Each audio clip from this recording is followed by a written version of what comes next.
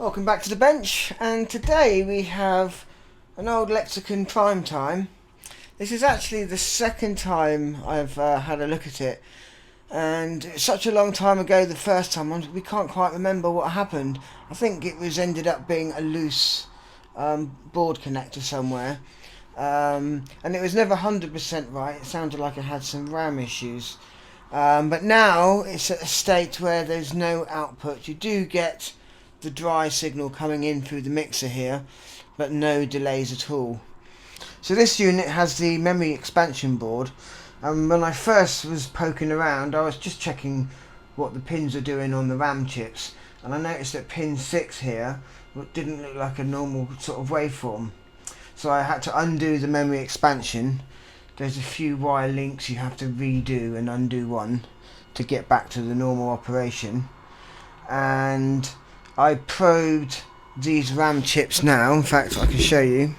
So if we just quickly look at this RAM chip on the scope here.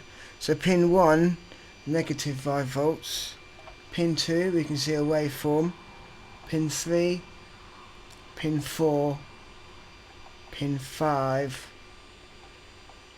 pin 6, and pin 7 is what I thought just looked very strange.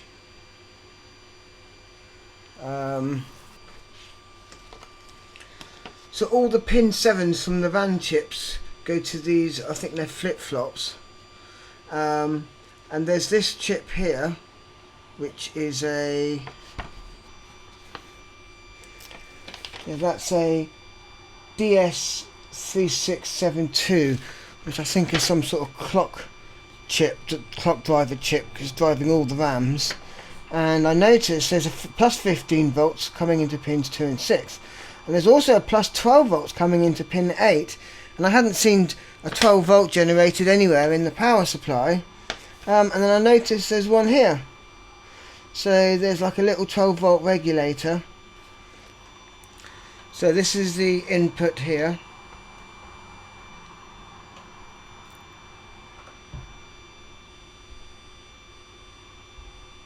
We have 14 volts.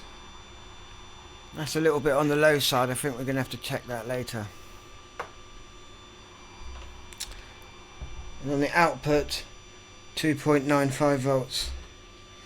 So we're going to have to whip that out and check the caps, filter caps either side of the input and output as well.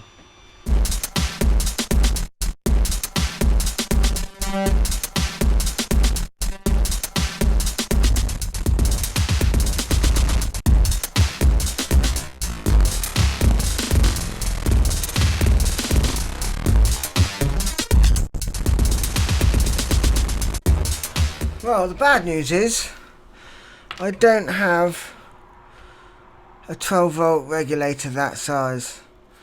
The only 12 volt regulator I've got is one this size, and the pins don't even fit in.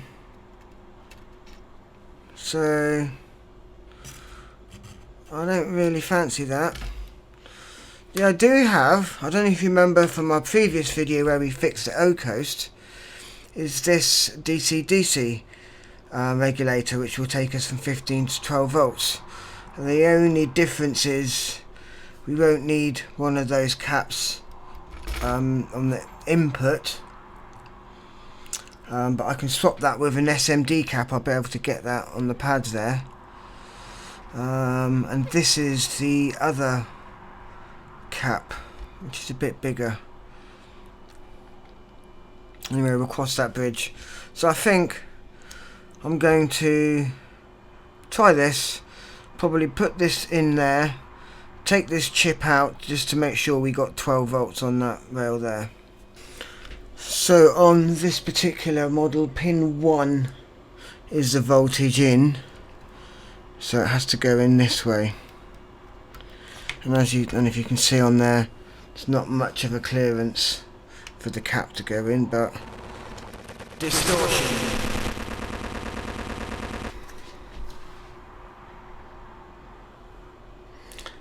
Don't know if you can make it out on the camera at all. There's quite a bit of little white bits of gunk around, so I'm just going to give that a bit of a clean.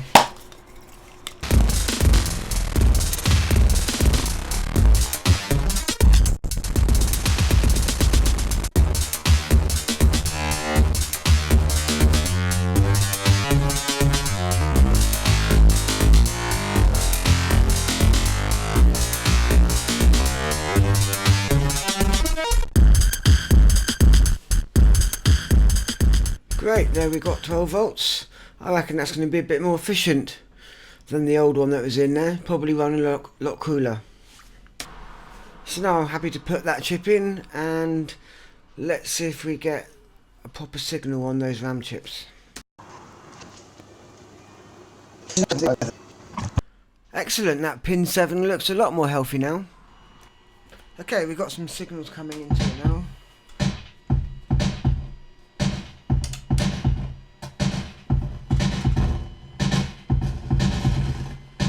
So we've got our delay back. It sounds a bit distorted, just like it did originally when we first looked at it. That's all I've got time for this now, so tune in for the second episode where we check out the distortion that's happening on these DAC outputs.